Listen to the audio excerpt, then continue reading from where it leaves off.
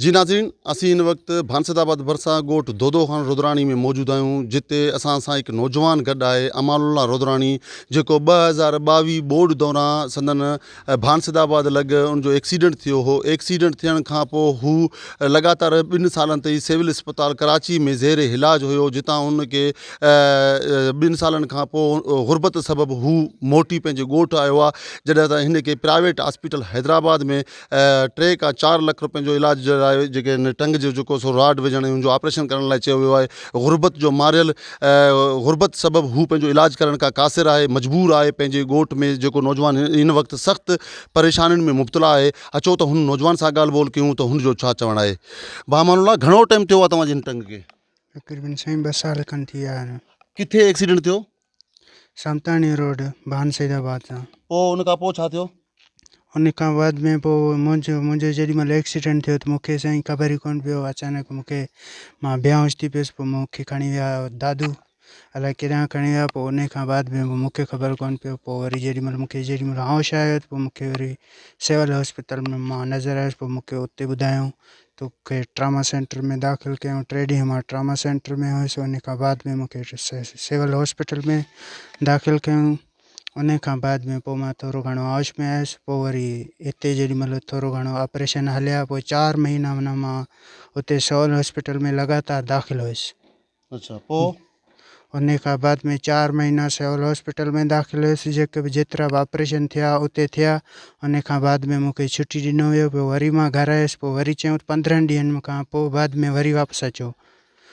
उन खां बाद में उते वरी उन 15 ॾींहंनि खां बाद में वरी वियासीं। उन्हनि चयो त माना या ही झंगलो विझरायो या पिंजरे में या राड हणायो। उन खां बाद में असां खां पैसा बि घुरिया विया। असां हिते हैदराबाद में हिते वियासीं, हिन वटि परवेज़ जेको डॉक्टर आहे हुन वटि बि वियासीं। उन चयो तक़रीबन तव्हां खां 3 या 4 लख तव्हां खां घुर असां खां कयूं, जेको असां गुरबत जे हिसाब सां असां न ॾेई सघियासीं, छो जो असां ग़रीब माण्हू आहियूं। असां वटि एतिरो न माल आहे न मिल्कत आहे। जेको हुयो सो असां ॾेई चुका आहियूं। असां ग़रीब माण्हू आहियूं, जेको हुयो सो असां ॾेई चुका आहियूं। हींअर घणो अर्सो थियो तव्हांखे इन पोज़ीशन में खटि ते आयो अथव? साईं असांखे तक़रीबन 2 साल थी विया आहिनि, 2 साल खां मथे थी विया आहिनि। केतिरी तकलीफ़ आहे तव्हांखे इन वक़्तु? साईं तकलीफ़ घणी आहे, पर हींअर आहे कुझु कोन, करे बि कुझु नथा सघूं। असां ग़रीब माण्हू आहियूं, छा करे सघूं था। ऐं मुंहिंजो अपील आहे, बिलावल साहब खे बि अपील आहे ऐं मुराद शाह साहब खे बि अपील आहे त असां ग़रीबनि सां मदद कई वञे। असां गुरबत जा ऐं बोझ जा मारियल आहियूं, असांजी मदद कयो वञे। असां ग़रीब आहियूं। हीअ असांजो हालति ॾिसो था तव्हां पाण अची ॾिसी वञो भली। जेतिरो बि हुननि खां पुॼी सघे असांजी मदद कई वञे। साईं उन्हनि असांखे चयो त तक़रीबन 4 लख खाई वेंदव। अच्छा, 4 लख रुपया? जी हा, 4 लख। लगातार 2 सालनि ताईं हिते खटि ते आहियो, छा पिया महसूसु कयो? साईं लगातार खटि ते हिते वेठा आहियूं, पर हिते हाणे छा महसूसु कयूं। हिते हिकिड़े जॻह ते त न हलण जहिड़ा, न घुमण जहिड़ा, न फिरण जहिड़ा। हाणे छा कयूं, बसि ईअं ई वेठा आहियूं, बसि मजबूर आहियूं, कुझु करे बि नथा सघूं। ग़रीब आहियूं, न माल आहे न मिल्कत आहे। जेको हुयो सो उहो हणी छॾियोसीं। हाणे बसि ईअं वेठा आहियूं, न हलण जहिड़ा आहियूं न फिरण जहिड़ा। कंहिंखां मुतालबो था कयो तव्हां? मुंहिंजो मुतालबो मुराद शाह साहब खे बि आहे ऐं बिलावल भुट्टो साहब खे बि मुंहिंजो अपील आहे त असांजो मदद कनि, जेके बि वॾेरा आहिनि। ऐं मुंहिंजो साईं साले शाह खे बि अपील आहे त उहो बि असांजो अची मदद करे। जी हा, उनखे बि मुंहिंजो अपील आहे त असांजो अची मदद करे वञे। असां ग़रीब मिसकिन माण्हू आहियूं, असांजो मदद कनि। 2 साल लगातार खटि ते ही घर जो गुज़र सफ़र कीअं पियो हले तव्हांजो? साईं असां 2 साल हिते ई वेठा आहियूं। असांजो घर जो गुज़र सफ़र इहो आहे, बसि जेको गुरबत जे हाल सां जेको बि आहे पुॼी नथा सघूं, पर हाणे छा कयूं, मजबूरी आहे। मुंहिंजो हिकिड़ो भाउ आहे, उहो बि वीचारो तक़रीबन मौज़न आहे, हैदराबाद में आहे। ऐं उनजो जेको पघारु आहे उहो हाणे असांजे घर जो करे या मुंहिंजे इलाज जो करे, छा करे था सघूं। असां ग़रीब माण्हू आहियूं, कराची जो मंज़िल परे आहे। असांखे इलाज जेतिरो पैसो बि न आहे, न ई असां वटि गाॾी जे किराए जेतिरो पैसो आहे, न दवाउनि जेतिरो पैसो ई आहे। साईं मां पहिरियां बि घुमंदो फिरंदो हुयुसि। तव्हां पाण ॾिसो था त घुमण फिरण वारे माण्हू खे कीअं महसूसु थींदो हूंदो, त मां पाण बि ईअं थो चाहियां त मां पाण वरी बि ईअं ई घुमां फिरां ऐं पंहिंजे घर जे लाइ कुझु कयां ऐं कुझु करे ॾेखारियां। छो जो मां ग़रीब माण्हू आहियां। पहिरियां बि ईअं कमाईंदो हुउसि घर जे लाइ ऐं घर वारनि जे लाइ कमाईंदो हुउसि, कराची जा हेॾां होॾां वेंदो हुउसि। हाणे सो हिकिड़े जॻह ते वेठो आहियां त मूंखे पाण खे महसूसु थो थिए त मां हाणे ग़रीब माण्हू कीअं करे थो सघां। हिकिड़े जॻह ते मां वेही वेही मां पाण खे छा महसूसु कंदुसि। हाणे तव्हां पाण थोरो ॿुधायो त मुंहिंजो हाणे हिन हालत में छा गुज़र हूंदो।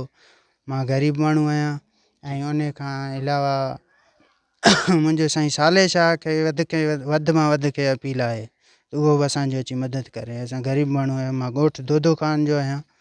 वस वारा जेके बि आहिनि मुंहिंजो उन्हनि खे बि अपील आहे त मुंहिंजो मदद कनि। ऐं मां ग़रीब आहियां, मुंहिंजे माना का बि शइ घर में मौजूदु न आहे। मां ग़रीब आहियां। तव्हां खां जेतिरो पुॼे मुंहिंजे वस वारनि खे त मुंहिंजी मदद कयो वञे।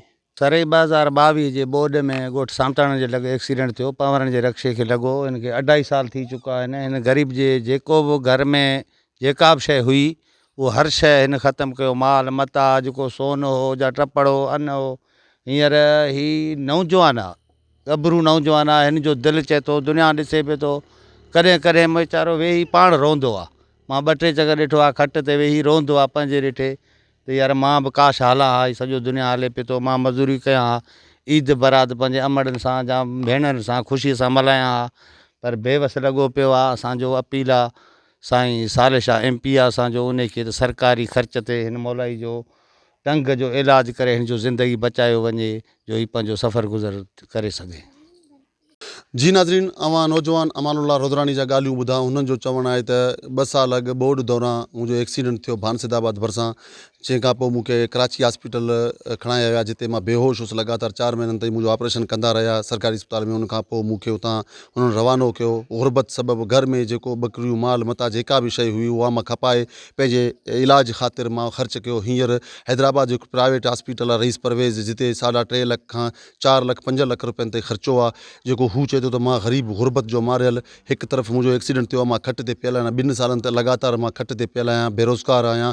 घर में कमाइण वारो केर बि कोन्हे को। हुन चयो त मां असां ही ॻोठ जा जेके हितां जा जेके रहवासी आहियूं, असां MPA सैयद साले शाह खे वोट कंदा आहियूं। असांजो साले शाह खे उन अपील कयो आहे ऐं सिंध जे वॾे वज़ीर खे अपील कयो आहे त ख़ुदारा मूं मिसकिन ॾियाड़ीदार पोरियत ग़रीब खे सरकारी ख़र्च ते इलाजु कराए मुंहिंजी जेका टंग आहे जेका उनखे बचाई वञे, त जीअं मां हली फिरी सघां, पंहिंजो बचनि जो गुज़र सफ़र करे सघां, पंहिंजो घर हलाए सघां, त जीअं मां वधीक जेका फ़ाक़े कशी वारी ज़िंदगी आहे उन खां बची सघां। कैमरामैन ज़मीर चांडे सां गॾु आदम मेंगल, अवामी आवाज़ TV, भानसिदाबाद।